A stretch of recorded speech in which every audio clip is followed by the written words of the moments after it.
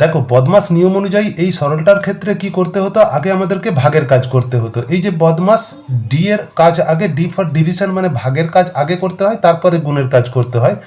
কিন্তু দেখো এই অঙ্কটা এমনই সরল যে যেখানেতে আমরা ভাগের কাজ আগে করলে অঙ্কটা মেলাতে পারবো না। কারণ ভাগের কাজ যদি আগে করি তাহলে কি হচ্ছে, 2কে আমাদেরকে ভাগ করতে হচ্ছে 10 দিয়ে ভাগ করতে হচ্ছে, কিন্তু 2কে 10 দিয়ে ভাগ করতে পারবো না বা দশমিকে চলে আসবে।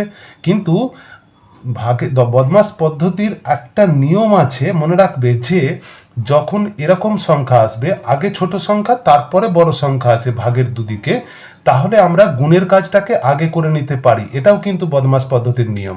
তাহলে এখানেতে কি করব, আমরা সবার আগে গুণের কাজটা করে নেব। 30-এর সঙ্গে 2 গুণ করে নেব। 30-এর সঙ্গে 2 গুণ করে নিলে হবে কি 60 হয়ে যাবে। ভাগ এইবার 10 লিখব।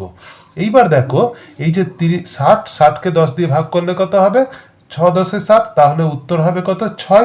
তাহলে দেখো আমাদের বদমাস পদ্ধতি অনুযায়ী ভাগের কাজ আগে করতে হলেও এই কিছু কিছু ক্ষেত্রে, সরল অঙ্কের ক্ষেত্রে গুণের কাজ আগে করে নিতে হয় যদি প্রথম সংখ্যাটা ছোট থাকে দ্বিতীয় সংখ্যার থেকে।